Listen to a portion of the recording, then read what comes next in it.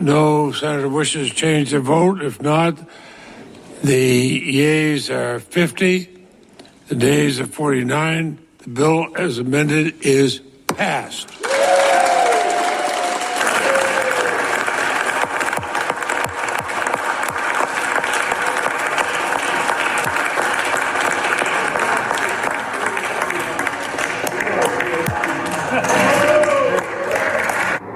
Welcome to the Politicrat.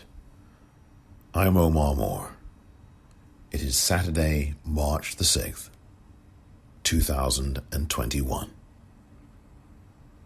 On this edition of the Politicrat, it's a done deal. The American Rescue Plan is finally passed.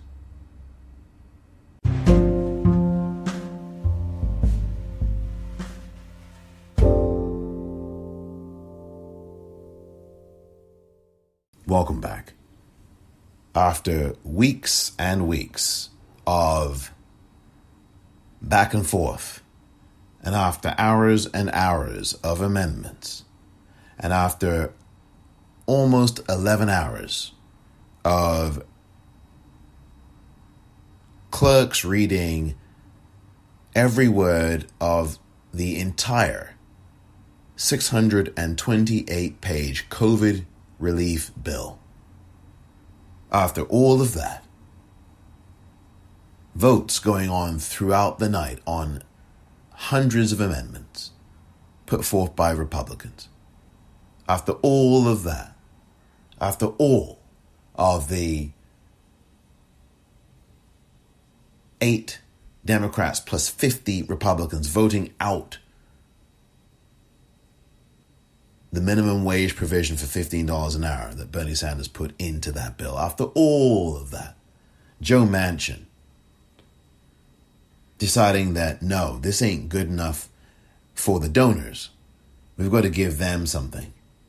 After all of that, after all of it, the United States Senate today, finally, at a little bit past 12 noon Eastern Time this afternoon, passed the $1.9 trillion COVID-19 relief plan. The American Rescue Plan finally passed.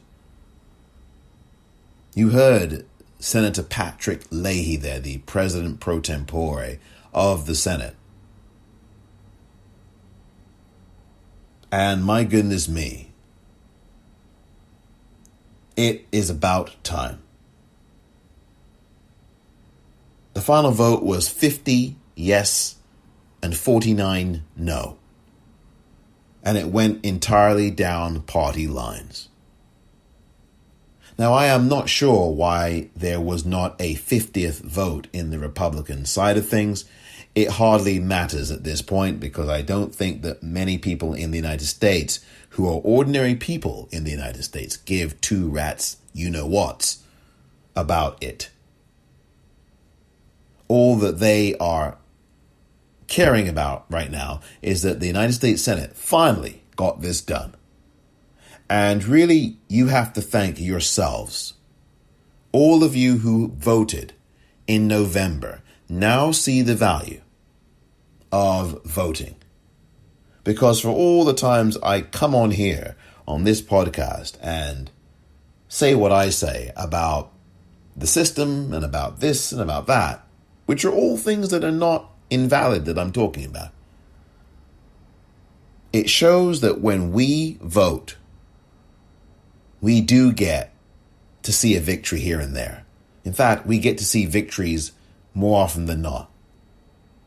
And when I mean that, I mean specifically, we get to see the things we would like to see getting done. Not always, but sometimes. And we get that because we have the numbers. But we get the numbers because we have the passion. It is like James Baldwin said.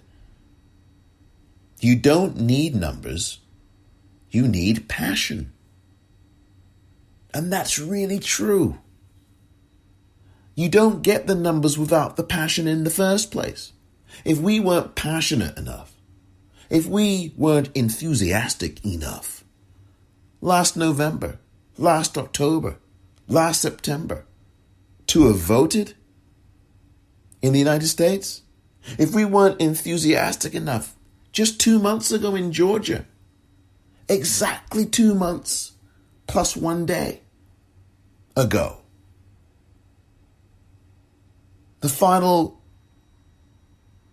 number of voters in Georgia went to vote. That's when election day was, January the 5th, 2021. And it was you in Georgia, thank you, Georgia, who were responsible really in principle for this moment now. You had John Ossoff and Raphael Warnock both winning their seats to the U.S. Senate. And if those victories didn't happen, we would not have this bill. This $1.9 trillion bill would not have passed. It wouldn't have passed.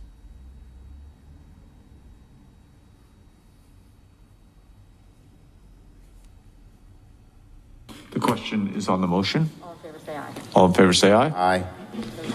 Those opposed, no. The ayes appear to have it. The ayes do Mr. have President, motion is agreed to. Sorry.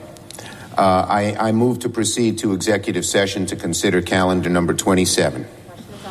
Question is on the motion. In favor, say aye. Aye. Those opposed, no. The ayes appear to have it. The ayes do have it. The motion is agreed to. The clerk will report the nomination. Nomination, Department of Justice, Merrick Brian Garland of Maryland to be Attorney General. I send a cloture motion to the desk. The clerk will report the cloture motion. Cloture motion. We, the undersigned senators, in accordance with the provisions of Rule 22 of the Standing Rules of the Senate, do hereby move to bring to a close the debate on the nomination of Executive Calendar Number 27, Merrick Brian Garland to be Attorney General, signed by 18 senators as I follows. ask consent the reading of the names be waived. Without objection. I move to proceed to legislative session.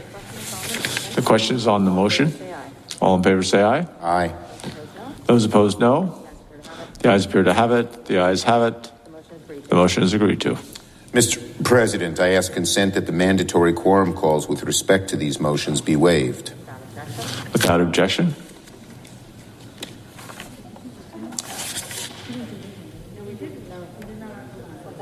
We have to do another one?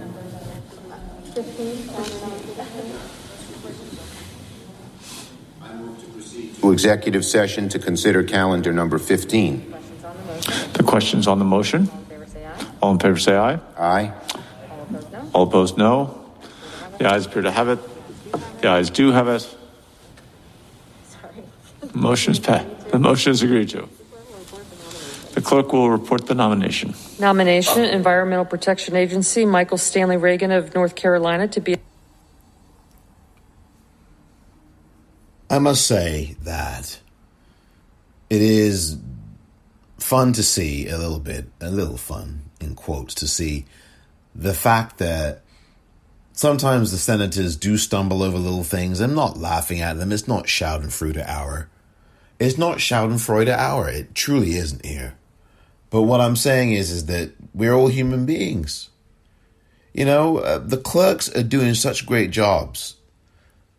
It's the women who are reading to these men, or to any women who sit in the chair, the female senators, the male senators. It is the female clerks who are the ones reading the instructions to the person in the Senate chair, telling them exactly what to say. They're dictating to them what they should be saying.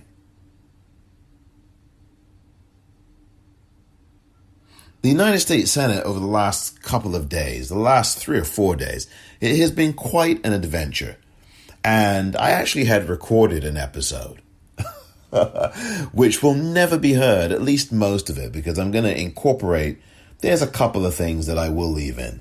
But because this vote has come down now, and I didn't think it was going to happen this early, in fact, I expected it to happen much, much later.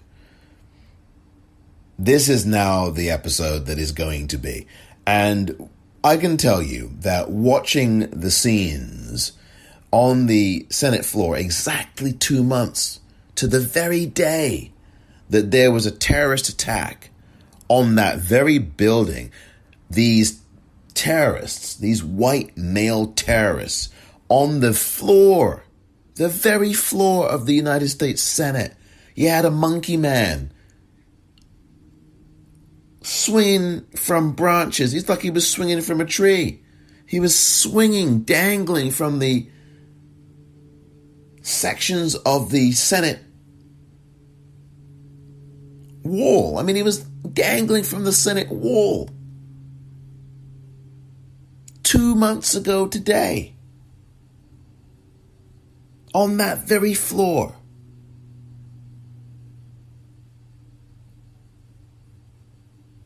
That's the difference between tyranny, fascism, Nazism, violence, toxic masculinity, these racists, and decency. Getting things done for the entire American public in need. The people who really need this money. Now, I know there were some compromises in this bill. Joe Manchin was part of this. Oh, minimum wage is too much, and we can't have that. Oh, and Joe Manchin cut down the $100 off the unemployment. So if you're unemployed in the United States, you are going to be getting $400 extra on top of your state benefits for unemployment. But thanks to Democrat Joe Manchin of West Virginia, you're only going to get $300 now. So he cut $100 off of it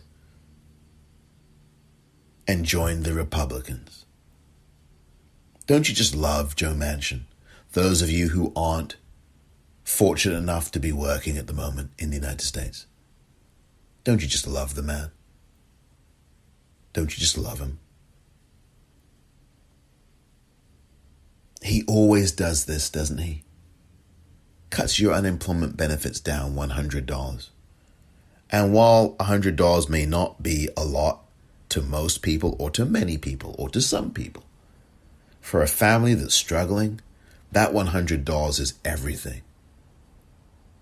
Joe Manchin's not struggling financially. I dare say he's not in any real appreciable debt, if any at all. And he just turns around, a Democratic senator from West Virginia, and he decides to take $100 off of your additional benefit to your state unemployment benefit. And he doesn't lose a wink of sleep over any of that. So I want you to keep that in mind. What will happen? There will be an outlining of this bill, what it entails. I can tell you that is one of the things that thing I just mentioned there about the extra benefit going down from $400 extra to $300 extra, thanks to Joe Manchin. He was the one that brokered this. He decided, I'm going to do this with the Republicans. This is part of the protracted negotiations. And he's the one that, on the one hand, perhaps stopped this from continuing on this Saturday. But on the other hand, this is the guy who decided, oh, no, we can't give the unemployed person in America an extra $100. Oh, no, that's just too much.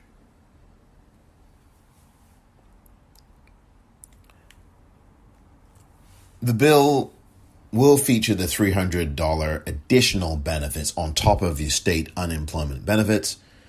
The bill has all this other stuff in it that Republicans put amendments into. It does not have the $15 an hour minimum wage provision. And by the way, the $15 an hour provision would not take effect immediately. It would be phased in. So in its 7th year, you would be seeing a $15 federal minimum wage. In the 7th year, it wouldn't be until year 7 that you got to $15 an hour for a federal minimum wage. That's what Bernie introduced. It wasn't $15 all at once tomorrow. It was by year 7. In other words, in 2028, the minimum wage would be $15 an hour on a federal level. That's what it would have been had the provision gone in. It didn't. So that's just a recap, a very brief recap. The bill I will be studying in a lot more detail in the coming hours. But for now, really, this is going to be a much shorter episode because I had recorded something that was a bit longer, under an hour. You'll be happy to learn. But I recorded something earlier and I went into some of the theater of politics. How, movie theaters are opening soon. In the United States, here in California, they are. I got an email, which is one of the things I talked about in the unheard recording. I got an email yesterday from a certain cinema chain that talked about, hello, Omar, welcome back. Welcome back. Your movie theater's going to be opening soon. Oh, welcome back. I'm not going to a movie theater. I'm not going to any movie theater. You've got to be kidding. And I wear 2 masks. I'm not going to a movie theater with 2, 3, 4, 5 masks on. I'm not. And the email talked about Clorox, and we've done this thing with Clorox bleach. And that really made me sit up. Because, dear listener, you know very well the role that Clorox has played in the White House.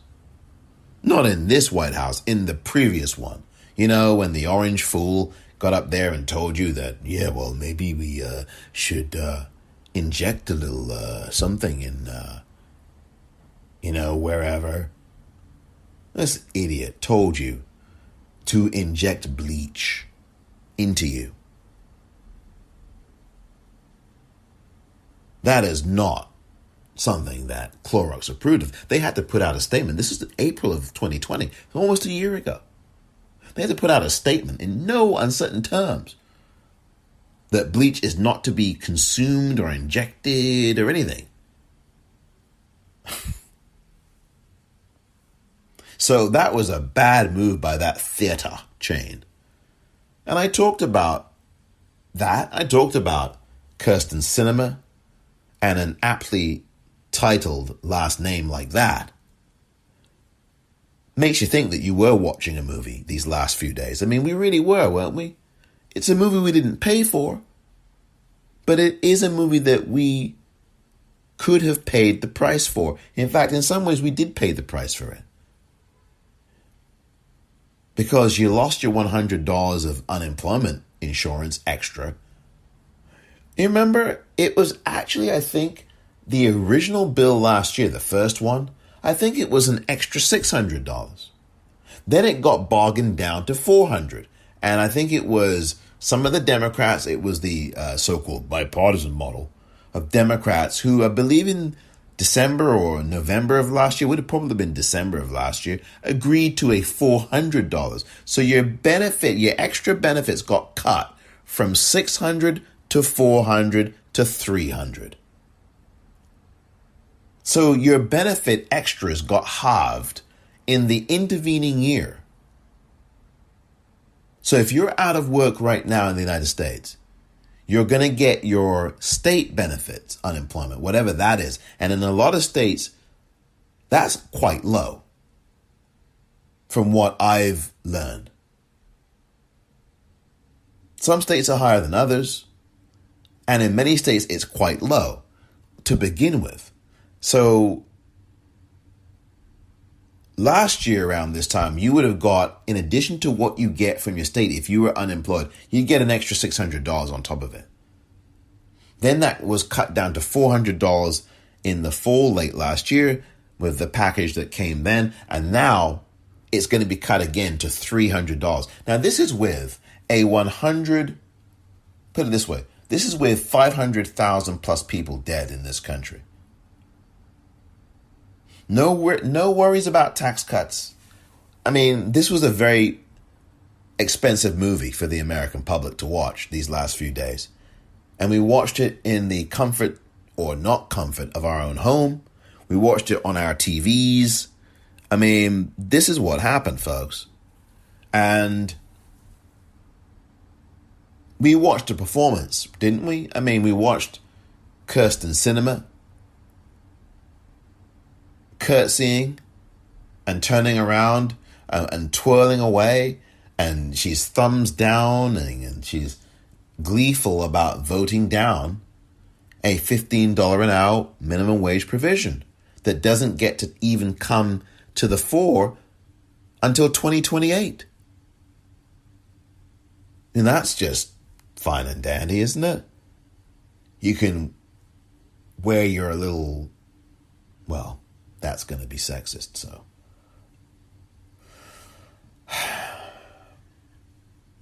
Kirsten Sinema is a disgrace, as are these 50 Republicans, because I'm not going to spend time talking about how a senator who's behaving and who behaved like a petulant 16-year-old who had just argued in the house with her mother and turned around and gave a thumbs down, where she probably would have given the finger to her mother, having argued with her in a fit of rage, and then turned around and stomped out of her mother's house, never to return. That's what that was yesterday on the Senate floor. It was unbecoming of a United States senator. And even, yes, the 50 Republicans who dispassionately voted down the bill did just as much damage. And I'm not going to get into, well, Sinema was worse because she was a Democrat. As I've said, and as Malcolm X said before I did, wrong is wrong no matter who does it. And all the optics were focused on Sinema because she did a little curtsy like she was curtsying before the Queen of England, and turned around and said, F you, America. Thumbs down to a decent living wage, a modest living wage. To heck with you, America. Your family's needs don't matter to me. I mean, that's how she behaved, and so did the 50 Republicans. They behaved the same way. Because if I start to go into cinema, performance, movie, then I would be doing the same thing a lot of these pundits do, which is left versus right, Democratic versus Republican. And it's just about the system, isn't it? That's just the system staying in place. Two sides of a system that stays entrenched. And then we'll go on social media and we'll talk, but you know what? That's what the system in place is comfortable with. We can complain all day. But if we don't act, if we don't strategize, we don't organize, nothing gets done. And the other thing that is really clear to me, at least, is that if we don't continue to push the agenda, I've said this many times. I've said this on this podcast many times. I said it in November. I said it before November. I said it in December, in January, in February, and I'm going to say it now. We must have an agenda plan, not only for this administration, the issues that we want to see get tackled. How many times did I sit here and did I say, dear listener, to have 3 issues? Think of the 3 things that mean the most to you, issues-wise, and lobby and get people together and organize and develop a Zoom group or something and join organizations that are already doing the kinds of things you want to see. and join with them. How many times did I talk about that here? And push Joe Biden and Kamala Harris. I said that in the intervening months as we were awaiting their inauguration. How many times did I say that? 1 million, at least. Well, give or take a few 100,000. But I did say that, and that does not change now. That does not apply only to President Biden and Vice President Harris. It does not apply only to the United States Senate. It does not apply only to the House of Representatives. It also applies to your state and local governments. You have to do this, and it takes 10 minutes or less. And I know we all have things going on in our lives. You've got things going on in your life. It's busy, it's hectic, it's intense. You've got all kinds of personal things you're probably dealing with. Maybe struggling with some of those. Maybe you're succeeding in some things. We're all going through things, all of us, every last one of us, right? And if you can find 5 minutes to do that, to just write down 3 action items and how you feel about those items, and literally bring that or email that to or tweet it to or mail a letter to your local representative. Really, you really should. You really should do this. It's a really important thing that we must do.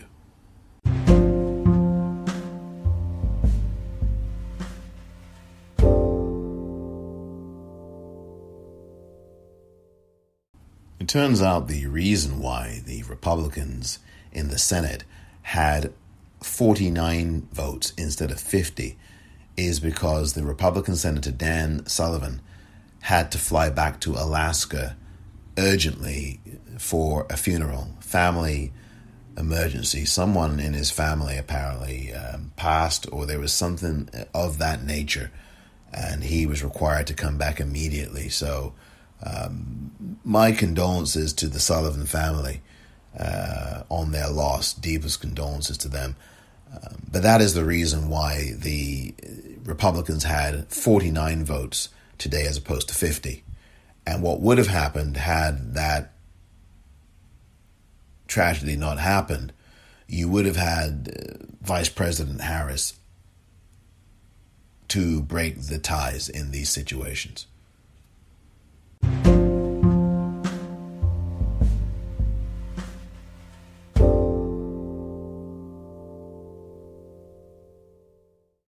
I really do think I should make something clear here. It's not over yet with this bill.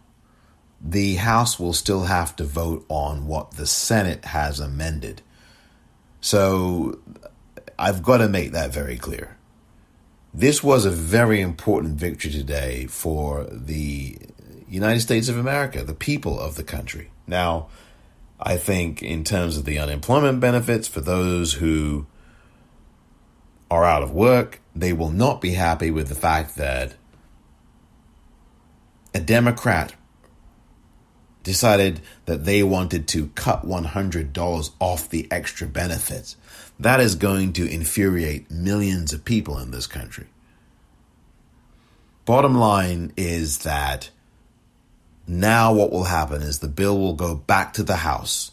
The House will, I'm sure, do their debate on what the Senate has passed, and then they will vote on it at some point in the next few days. And we'll see what happens, because they've only got really 8 more days in which to do that, or 9 more days. I believe it's March 14th or 15th the deadline is. And they've only got a few more days for the House to do that. And I think that the House is not going to fudge this up now at all. The House are the ones that put in the $15 an hour provision. It got stripped out on the Senate side. We know that.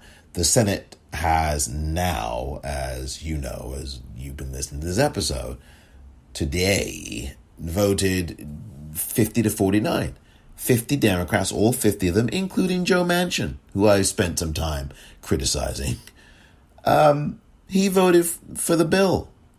So every Democrat did vote for this. As much as I castigate, and rightly so, the 8 Democrats who stripped out the minimum wage provision, along with the 50 Republicans who did, as much as I criticize all of these people, no matter which party they come from, for doing this, have to give credit to all the Democrats today, who all 50 of whom voted yes on the bill. As amended, obviously, but on the bill. So there you go. So that's been done. Now it's the House's turn. And the House now will look at what the Senate has done, Speaker Pelosi and company, and they will vote on this sometime next week. And when the House votes on it, then it will officially become, it will officially be sent to President Biden's desk, to President Biden. He will sign it, and it will be put into law. So you can expect that in the next 7 days, there will be a vote. It will pass because the Democrats have the majority in the House. I doubt that there's going to be any Democratic defection. There may be one or two, like we saw with a bill recently. A couple of the Democrats defected and voted with the Republicans in a 219 to 212. I forgot what that was now. I talked about it on this podcast last week. But the bottom line is that that vote will happen in the House next week, and the Democrats will pass it. It will get passed. And it will be largely on bipartisan lines, although you never know. We'll see. But it's going to pass. And at that point, the bill will get sent to President Biden. It will come across his desk, and he will sign it. And it will be law. And then many millions of people across the United States will be starting to see additional monies coming to them in unemployment, in addition to the state unemployment that they get. So that's part of it, but it's not only about unemployment benefits. It's also about the kind of relief. There's going to be the checks. I think the checks are still going to be at $1,400 per person, including children. But we'll see. We'll see. And we've got to see how that works. And I think everything's going to work out. But that's just the bottom line here. That's what's happened today. And it finally got done. And Senate Majority Leader Chuck Schumer is taking a huge victory lap on this. And he has the right to. I know some people have criticized Chuck Schumer over these past 24 hours for quote unquote allowing Joe Manchin to basically dictate things. I mean, some might argue, as someone I spoke to did, that Joe Manchin yesterday and last night had more power than President Biden or Vice President Harris did. Vice President Harris would not overrule the Senate parliamentarian. She should have done. That's a huge problem in my view. I know I'm going to come across like I'm sour grapes, but I'm not being sour grapes about this. This is about people's lives. This is about people's lives. And that's the problem. That's the issue, isn't it? That the Vice President of the United States would not intervene. She's the President of the Senate. And my goodness me, I don't know if you made phone calls or if you didn't, but my goodness. For Vice President Harris not to overrule the Senate parliamentarian, an unelected official, she's not even an official, the parliamentarian. She's an unelected bureaucrat, basically. Official, whatever you want to call, but she's not got any power. It's an advisory opinion. I don't think this provision can be in. I just think that's, that's a very, to say the least, to say that's disappointing from Vice President Harris is an understatement. And they've had a rocky couple of the last couple of weeks here. There have been some good things sprinkled in, don't get me wrong, but they've had a couple of rocky weeks. The military strikes in Syria the week before. I have a huge problem with that. I was very critical about that. I'm not hardly the only one. I know all the celebrities are quiet, most of them. I've not heard a peep. But because, again, I think that's because they are friends with President Biden. They've got access to him. They fundraised for him. And they're not going to turn around and stand up against it, are they? Now, which, that's about principle, isn't it? And it's about loyalty. Well, the loyalty is there to him, but the principle's not. Because if you're going to stand up there and talk about how anti-war you are, that includes when your guy is dropping bombs on other countries, black and brown countries. Or any country, white, black, but in this case, and as it always has been American foreign policy, is dropping bombs on black and brown countries. I mean, so that, that makes people who support that kind of thing racist too, doesn't it? Because you're supporting that. You're not saying anything about it. You're not speaking up against it. But then that is your tacit acknowledgement of your own racism. If you're dropping bombs on these countries that are black and brown, and you talk about how important it is to stand up against racism and be an anti-racist, but then you say nothing when your guy drops bombs on Syria or any other brown, black, brown country, any brown, brown country, and you're silent on that. And you don't criticize President Biden or President Obama or President Clinton. But when Trump does it, you can be heard from on Twitter. Yeah, there's something insidious about that. I've talked about that before.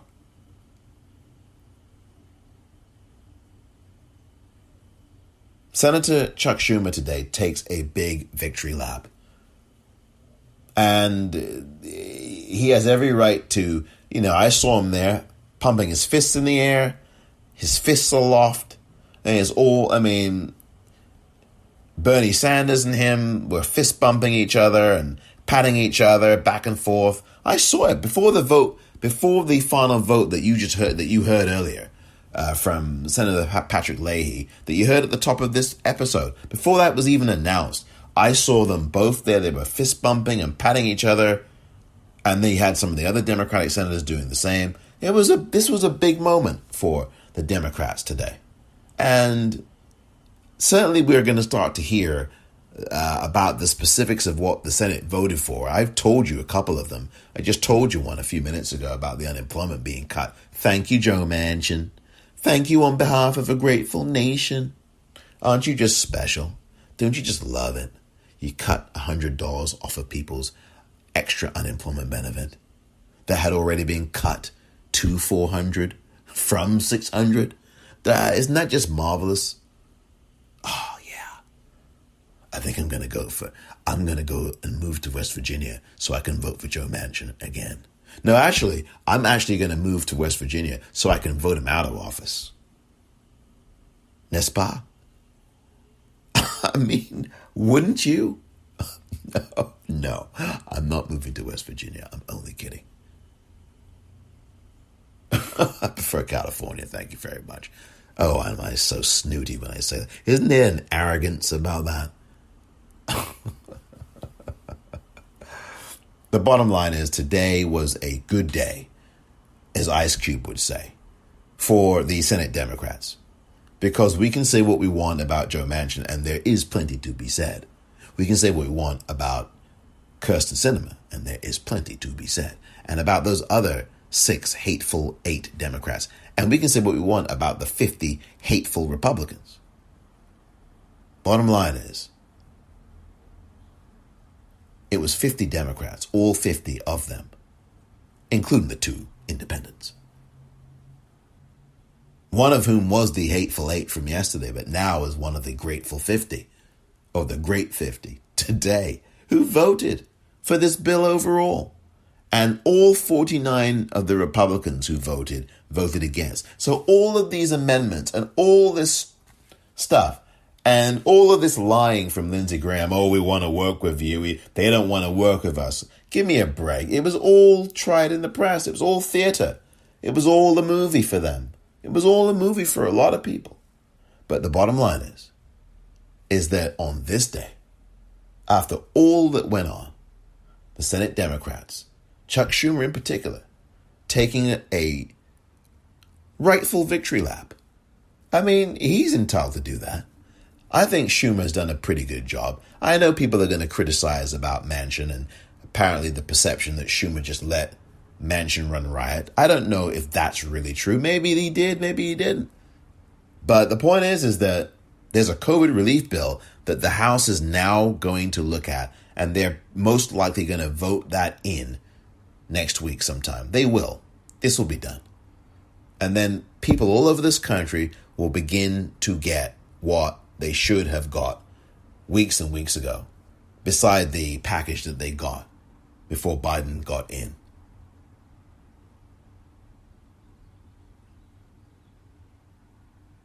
I'll be right back.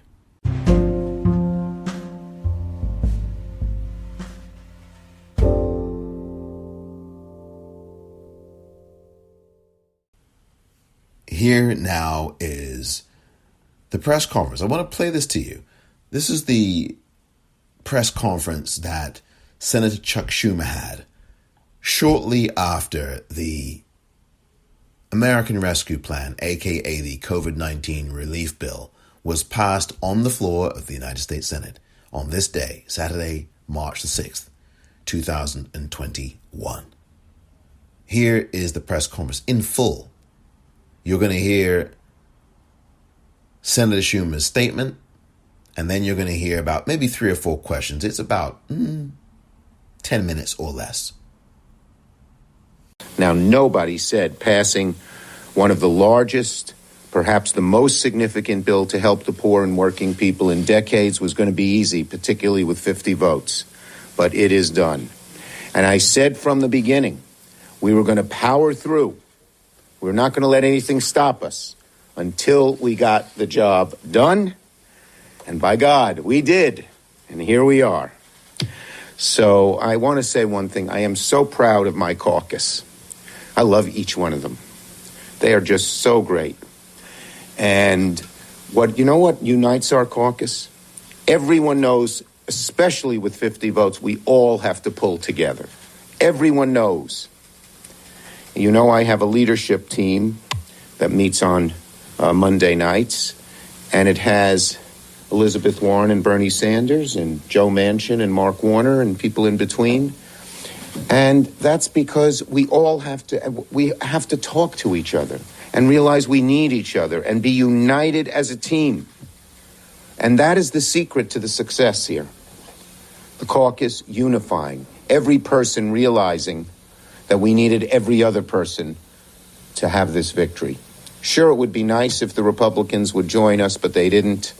I thought it was a little bit hypocritical of Mitch McConnell to say, oh, we did it bipartisan. Yeah, when Trump was president, Democrats in the minority didn't block things. We worked to get something done. Now that we're in the majority, they don't seem to want to work with us. But we're going to get it done anyway. We prefer them to work with us. We want them to work with us. Maybe they'll change their minds after this. But we're going to get it done regardless because America needs it, and that's what we did. So we didn't stop. We didn't let anything get in our way. And I was confident from the get-go. I just told that to the president. He called me. And I said, I knew we'd get this done, and I so appreciate being under Joe Biden's leadership. He put together a great plan. It was just right. Strong and deep, but also very popular, so we had the strength to get it done, even if we had to do it with just our own 50 votes.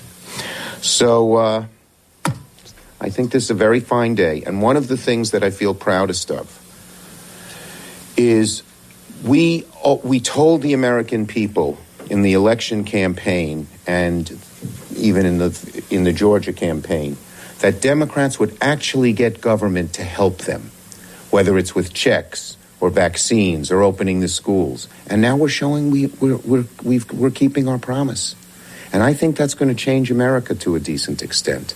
I think people will have much more faith in government doing things and much more faith that we can get them done. And so I feel very, very good about that. I feel good about the long range here. I feel good about moving on to new victories. So I think that's all I'm going to say. and I'll answer your questions. Thanks, sir. So you said that you spoke to President Biden. Have you spoken to Speaker Pelosi in the last 24 hours or so about the amendments that you all passed? Our staffs have been in touch, and she knows all about them, and she wants to pass this bill. Senator Schumer, what happened yesterday morning, and why did you not sort out your differences with Joe Manchin ahead of time, and then instead you left open one vote for more than almost 12 hours? People have new differences all the time, but you know what's the overwhelming point here? That everyone in our caucus realizes we have to pull together and get it done, and we're a team. And sometimes it takes some discussion, and sometimes it takes some work, but we don't let our differences stop us from achieving success. But why shouldn't that have been resolved on the front end? People make different decisions. People come up with different ideas at different times. And we still have to take everyone into account and pull together as a team, and that's what we did. And no one's going to pay attention to the fact, I don't know, no one. That 8 hours is meaningless compared to the relief the American people are going to get. And if it helped us get to that, great. Unity, unity, unity. That's how we got this done. Do you expect the House to pass what the Senate just passed as is, including amendments that may not be as palatable to progressive members? I spoke to a number of people in the House over the last few days, including the Speaker, and they know that they feel like we do. We have to get this done. It's not going to be everything everyone wants. No bill is, especially a massive, comprehensive bill like this. But the beauty here within our caucus, and I think between Democrats in the House and Senate, is that we all realize we got to pull together to accomplish something. That's far more important than our differences. That's true of my caucus, and that's true of the House and Senate Democrats. So you think the president will be signing it before the March 14th expiration? Yes, I definitely do. I have no doubt about that. None. And that's what we said. Everything we said we do. We said we'd put together a strong, bold bill. We said we'd put together things that do the things the American people wanted. We said no matter what happened, we would not stop and power through and get it done. And by God, we did. What could be bad? What is bad? Nothing. Yes. Leader Schumer, you said a couple times that this would push Americans over the finish line of the pandemic. Do you expect that this is going to be the last COVID relief bill? Let's hope. Look, it's a very strong bill. Part of it will depend on COVID. How long will it last? Will there be a new strain? Part of it will depend on the economy has some underlying weaknesses that need bolstering. How deep and weak are those? Our number one lodestar is going to be helping the American people. And if they need more help, we'll do another bill. If this bill is sufficient, and I think it's going to help in a big way, then we won't do another bill. Do you have any concern that this could be a parallel to 2010 when Democrats pushed forward the stimulus, mostly on Democratic votes in the Senate, straight party line in the House, and then you guys lost the House? This is so 75% of the American people want this. 55% of the Republicans want it. That's the bottom line. And, we'll have a job in the next few weeks. Joe Biden, our caucus, the House, letting the American people know all the important parts of this bill. But this is what they asked for. Plain and simple. Last one. But do you believe that perhaps this could make bipartisanship more difficult if Republicans? I hope it will be more. I hope it will make bipartisanship more likely. When Republicans see, when we say we want to do it with you, but if we can't do it with you, we'll do it without you. Now they know they know we mean it, and they know we're capable of doing it. So now maybe they'll say they'll come together. Look, again, the bottom line. When Trump was president, Democrats didn't sit there, fold their hands, and say no. Now Biden's president. We hope they won't continue to do the same thing. Okay? Anything else I'm leaving out? Okay. Thanks, everybody. What are your priorities starting next week? Well, look, I said at the beginning we could do all three things at once. An impeachment trial, that's done. But next week, as I just put on the calendar, Merrick Garland, Marcia Fudge, and the EPA nominee. And then later in the week, we'll do Haaland and another nominee. So next week, we're focusing on nominees. And at the very beginning, we've only been around, we've only had the new Congress and the new president for a little more than a month. We passed one of the most important pieces of legislation in decades. We've done an impeachment trial, which I think showed the American people what Trump was really like. And we're filling up his cabinet. We're getting a lot done. I'm proud of my caucus. I truly love my caucus, every one of them. Including Joe Manchin? Yes, absolutely. Everyone. I love Bernie. We love, you have to look at people for look for the good in people. And if we couldn't all come together, we wouldn't get this done. Any one of us could have not had it done. Okay? So I have nothing bad to say in answer to your question about any single member of my caucus. How could you when you got 50 votes? And by the way, all those tough amendments, they tried to put all those logs in our path. On every single important vote, every Democrat voted to block those amendments. They tried to trick us and everything else. That's an amazing testament to this caucus. Every single vote, you saw the votes they put forward. Not once did anyone dissent on any important vote. And the few dissents, they came to us and it was okay because it wasn't a killer amendment or we didn't need their vote. It's Did great. you ever try to make a serious effort to get Murkowski or any of the Republicans? Okay, thank you. We hope the Republicans will start joining us. I have a very good relationship with Lisa Murkowski. We hope they will start joining us for the good of the country. So there you have it. A very happy Senator Chuck Schumer, the majority leader in the Senate of the United States.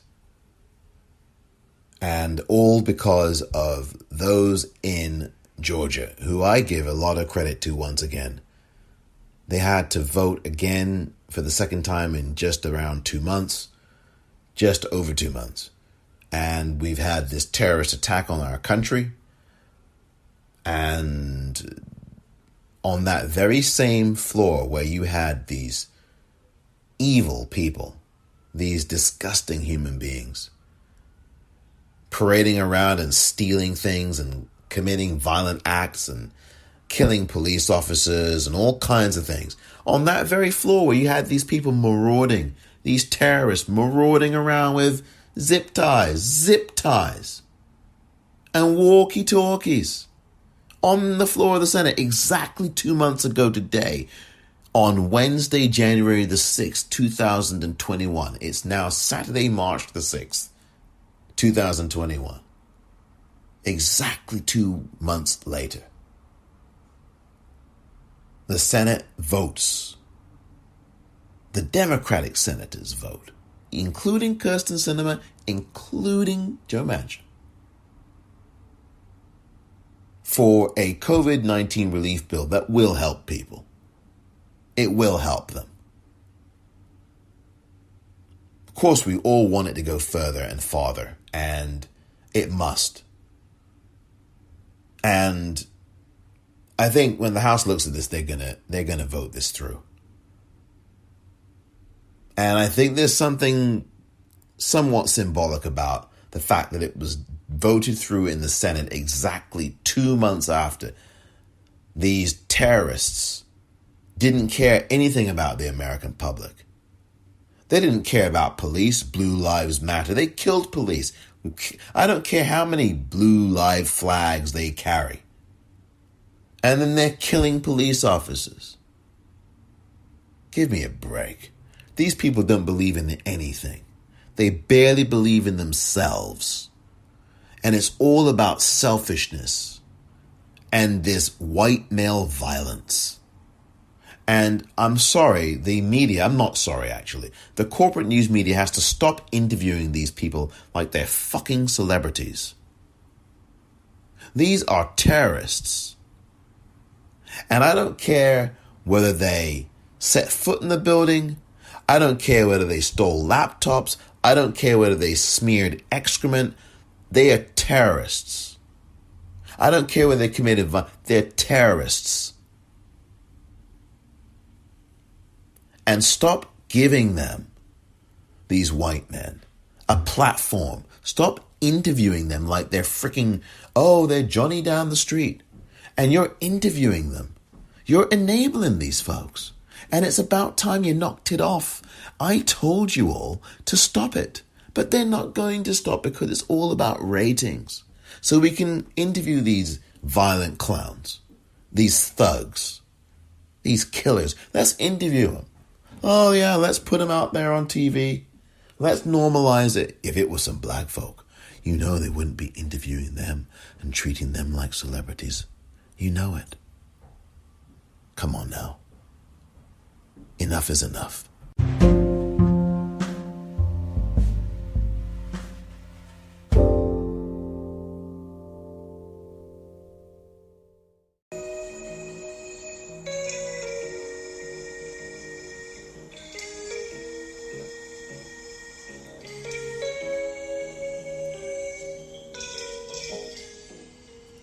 Stevie Wonder. Oh man, I love Rocket Love. I love Rocket Love. Great tune, by the way. If you haven't listened to it, listen to it in full. I've actually tweeted that out on my Twitter account at the Popcorn REEL. Rocket Love from Stevie Wonder's album Hotter Than July, back in 1980, I think that one. That's a great album, by the way, Hotter Than July. But Stevie Wonder's best work was in the 1970s. There was that run of albums, and I often tweet about this. Well, every now and again I do tweet about the 3 or 4 albums for Stevie Wonder that really was the very best work he's done. And I don't think, sorry Stevie, I don't think that he's going to do anything as good as that again. And those albums are as follows, and I always get the order wrong. Talking Book, I think that was 71 or 72. Innovisions, Songs in the Key of Life, and Fulfilling This First Finale. Those 4 albums are the best 4 albums that Stevie Wonder has ever recorded. I mean, those are the great albums. Those are the 4 greatest. Some people, and I've had conversations with many an individual who knows those albums in and out. And a number of people I talk to have often said to me that they think that Talking Book is the best of those 4 albums. I go back and forth between 2 albums of that list. On those 4. One of those is Songs in the Key of Life, which I think most people, beyond the people I talk to, and many millions of people, would say is Stevie Wonder's best album ever. But I usually go backwards and forwards between Songs in the Key of Life and Innovisions. I actually think that, quite frankly now, and I'm now kind of stuck with this for the last few months, that could change. We are entitled to change our minds. And art and anything else, you change your mind with things in life. I think that Innovisions is the best album that Stevie Wonder has ever recorded. If you look at the tracks on that album, if you listen to those tracks, such a really good array of music. And I think that Talking Book actually jumps ahead of Songs in the Key of Life. And that's a tough call to make, because I think Songs in the Key of Life is an exceptional Stevie Wonder album. Exceptional. But if I had to rank right now, I would go number 1, Innovisions. Innovisions. Just some great stuff on that album. Great sounds, great songs. The writing. Stevie's writing, the lyrics are so good. And Stevie is just a brilliant musician, isn't he? He's been doing this since the late 1950s now, when he was known as Little Stevie Wonder into the 1960s. I mean, Stevie Wonder, so glad he's still with us. You've got to celebrate people when they're here, and really give them their, as they say, the big ups. Give them their praise now when they're here, Stevie Wonder, extraordinary, and an activist too, I might add. Extraordinary. And I spend a few minutes here talking about him a little bit. And man, he's still doing his thing. He had an album out, I think he had an album out sometime last year, I think late last year. He's on Twitter at Stevie Wonder too.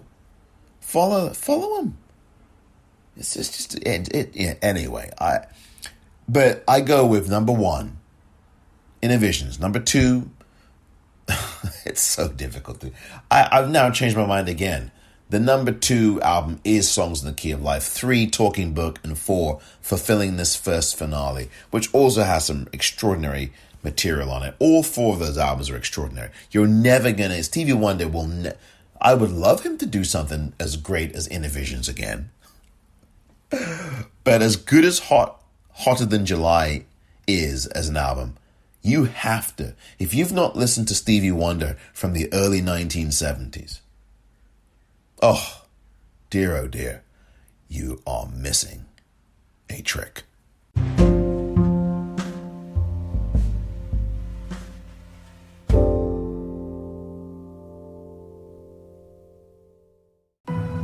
How do you feel about the palace hearing you speak your truth today? I don't know how they could expect that after all of this time, we would still just be silent if there is an active role that the firm is playing in perpetuating falsehoods about us. And if that comes with risk of losing things, I mean, there's a lot that's been lost already. Wow. There you go. American royalty interviews English royalty tomorrow. Although both of those voices you heard are American voices. Oprah Winfrey, the Queen of the United States of America, basically. I mean, she is, come on now. And she's the closest thing to royalty that we have here in the United States. And, of course, in my native country of England, in the United Kingdom, is Meghan Markle, British royalty, English royalty, although she's not treated like that. And I know Meghan Markle is American, yes. And a black woman, as is Oprah, of course.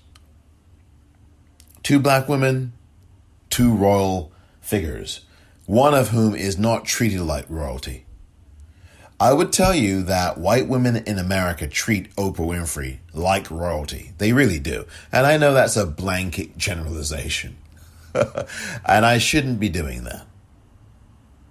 It is the truth, however, that I'll say many white women in the United States treat Oprah Winfrey like royalty. They absolutely like her. They love her.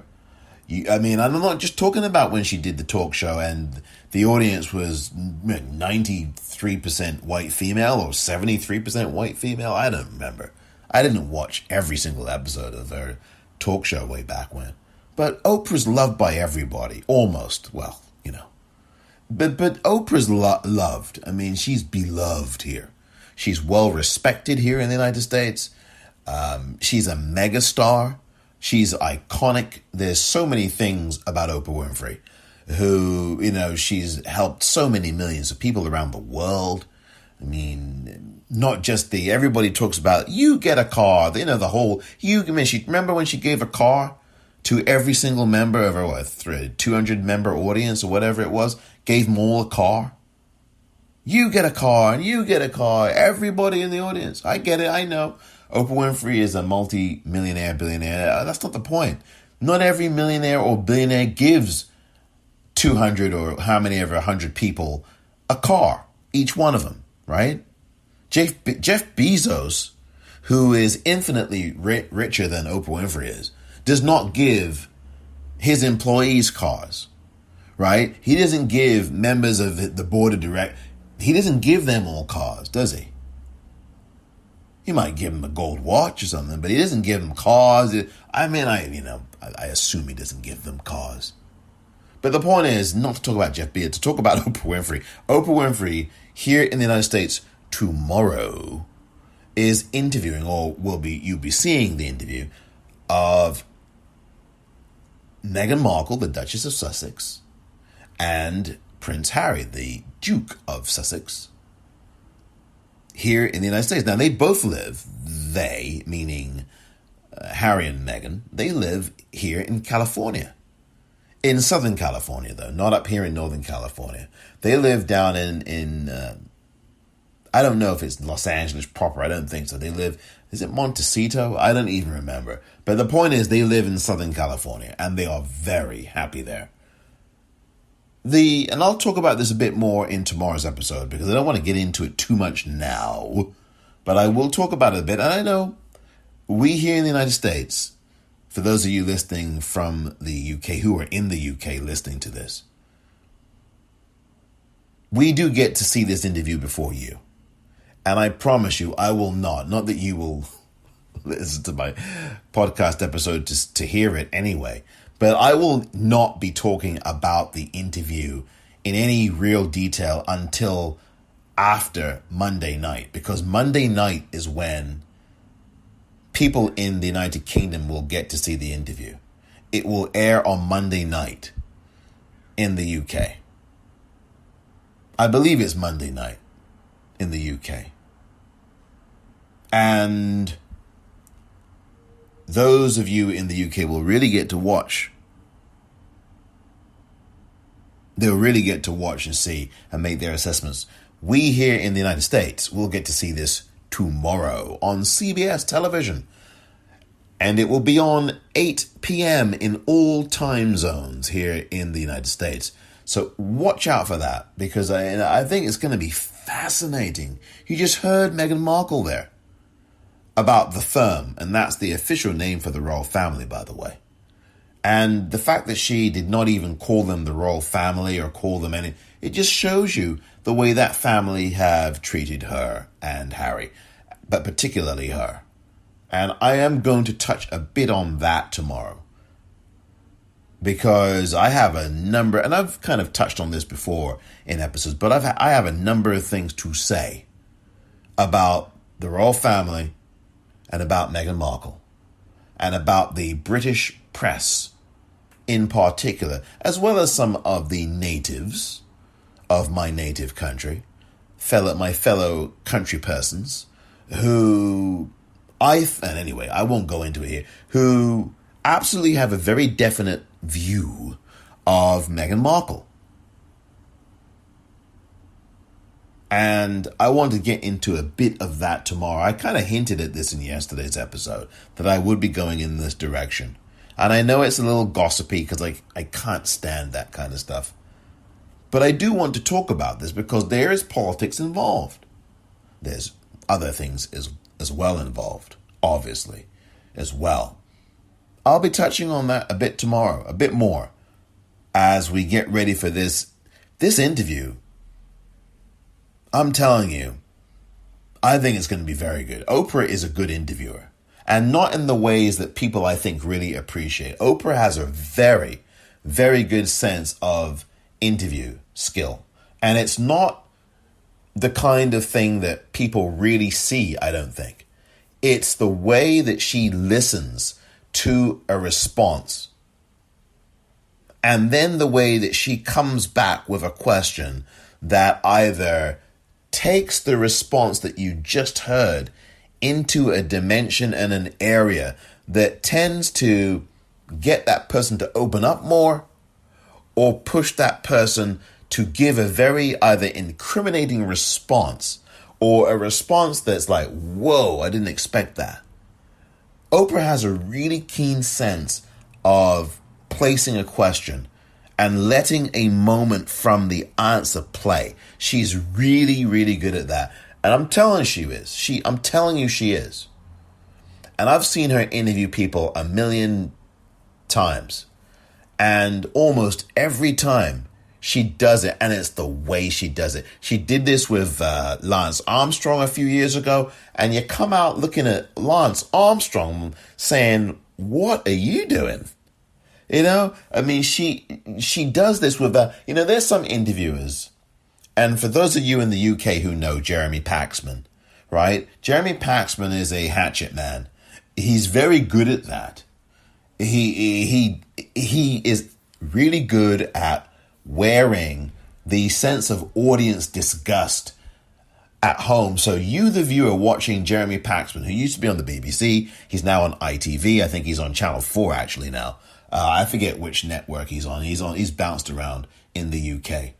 But the point is, Jeremy Paxman is really good at wearing contempt.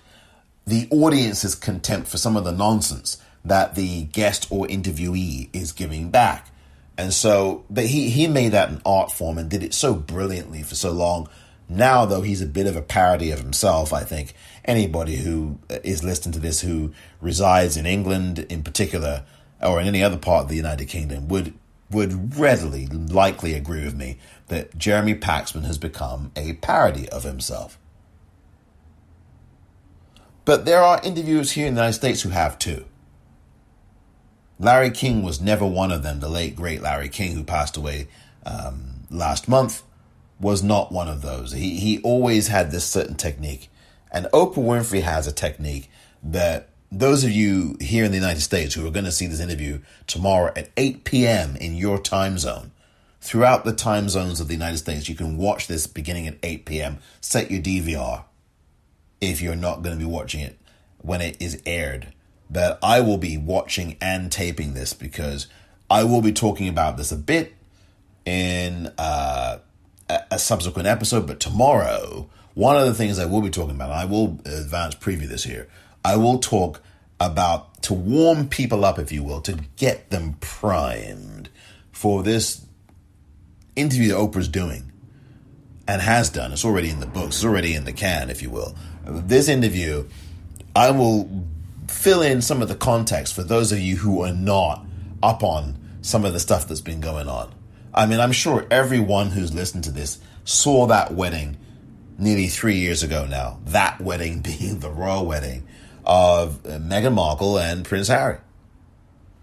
And I'm going to go into some of the background tomorrow.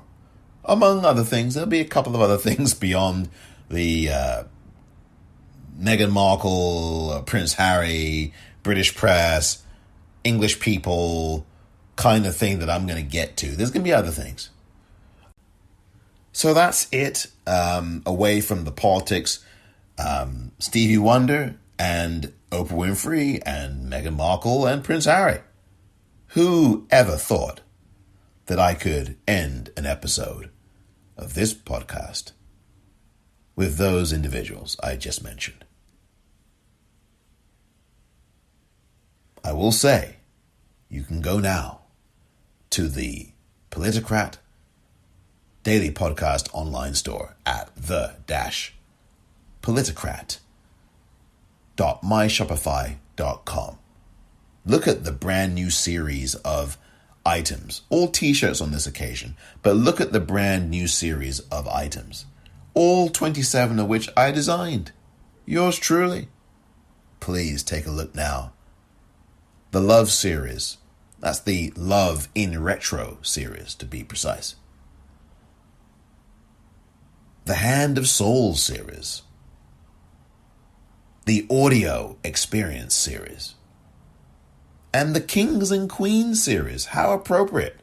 Just in time for the interview that Oprah did with Meghan Markle and Prince Harry. Meghan, Duchess of Sussex. And Prince Harry, the Duke of Sussex. Take a look at that Kings and Queens series. I think you'll really like that. Only available at the-politicrat.myshopify.com. Thank you very much for listening to this edition of the Politicrat. I'm Omar Moore.